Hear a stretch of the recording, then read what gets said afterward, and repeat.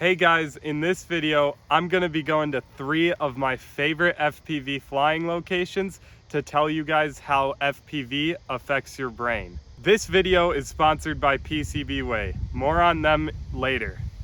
Just a disclaimer, I am by no means a medical professional. This is all my own research throughout the years of flying. Please take everything I say with a grain of salt here. So here we are at Gregory Park. This is by far my favorite FPV location. While we're here, we're going to be talking about reaction time and decision making and how that affects your brain and what that can be applied to after FPV. So when you're flying through these trees, as you can see around me, which I like to do, you're creating those FPV lines, you're going through, and you have to make split-second decisions on if you're gonna hit a gap or not, if you're going to actually do that split S, if you're actually gonna do that power loop, or if you're going to need to bail out. These decisions, all of them have to happen in split seconds or you're gonna crash. That's just how FPV is, and you get used to it really quickly when you start flying. And so when you take those points and look at something like sports or driving, you're gonna end up making better decisions quicker when you're driving or when you're like playing basketball or something, and it's gonna end up making it so that you're either gonna stay safe driving or you're gonna, score a goal, or you're gonna find that opening to go and run and, run through with football or something like that. All of these are heightened by FPV because it's almost like a sixth sense that you need to be focusing on when flying. And after you look at that kind of thing, you're gonna be excelling almost in other aspects of life other than just flying. So I checked my analytics once again, and you guys made some improvement from last video, but 97.5% of you guys are not subscribed. It literally takes no time at all. Just go click the subscribe button, and if I'm ever being annoying with these videos, you could always unsubscribe in the future. It takes a second of your time. Just go ahead and do that really quick for me. Let's hit 500 subscribers within this month. I think we can do it, guys.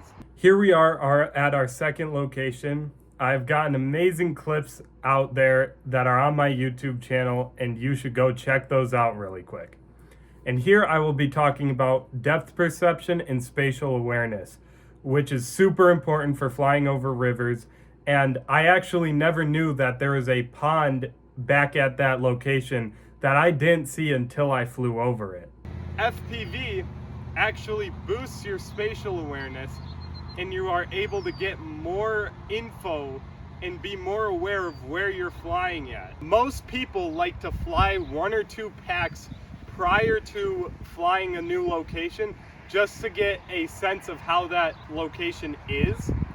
And that spatial awareness actually helps with real life. Let's say being in the city, which I will be very soon, living in the city, I've actually become more comfortable with looking around and making sure I'm in a safe, secure spot at any time.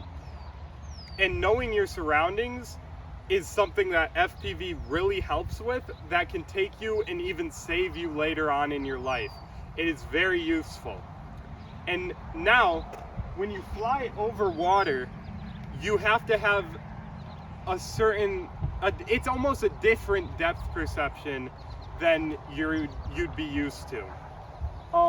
You can't actually tell how high you are off the ground drone-wise, so you have to look at the horizon. So that sort of, taking the time to be more intuitive and looking at those kind of things will benefit you greatly later on in life, not just with depth perception, because depth perception actually doesn't do much for us because we are just born with it, but it will help you consider other things or other views of certain things before you start jumping into stuff.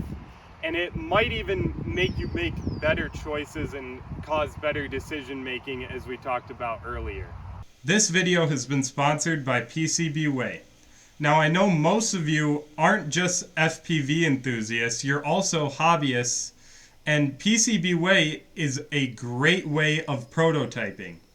You can get printed circuit boards, 3D prints, or even CNC pieces from them.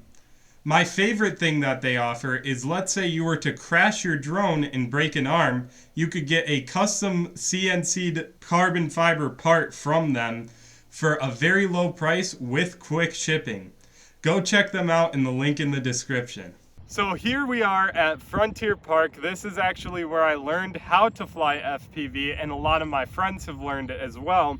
It's a massive open field. You can crash wherever, you can fly wherever, you can do whatever tricks without crashing into trees or anything like that.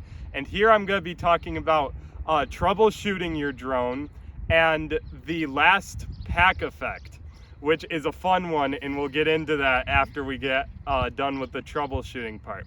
But I feel like I've gotten really far ahead from my peers when it comes to troubleshooting and figuring stuff out because of FPV. If there's something that I need to know or something I want to learn, I've kind of hit a point where I can just learn it. It's not like, oh, you need to study a ton, you need to work a ton. I can just figure it out and work and research myself. And that actually has a big effect, and I'm actually feeling more comfortable going into college with those principles following with me.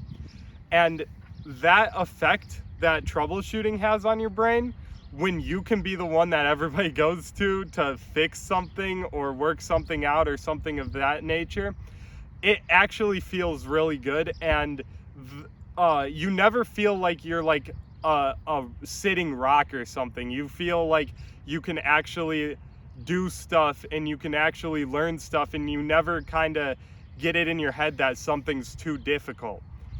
So the last pack effect is something you hear in the FPV community all the time. You hear Joshua Bardwell, Mr. Steele say never to fly your last pack.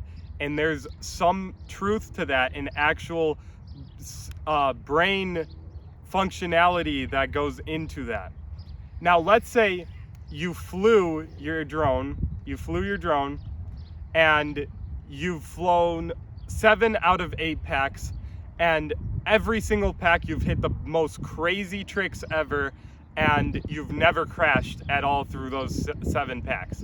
When you go to grab your last pack and put it on your drone, you're going to feel some comfort in, oh, I've got this, I can't crash. And so naturally you are going to start doing more risky tricks and taking more risky chances, and most of the time on your last pack you crash really bad. And that was something interesting I found, and I started doing research about, because everybody says not to fly your last pack, but why is that? And that's exactly why. You'll feel some form of comfort in knowing that you know what you're doing, but you'll take it too far and go way too out of your comfort zone with flying and end up crashing.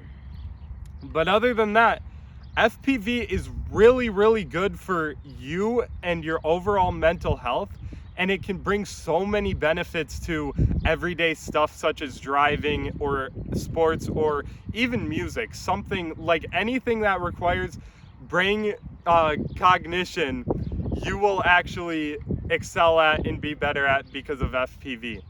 So thank you for watching. Again, please go subscribe down below, like, comment your thoughts, comment what you want to see next, and I'll see you later.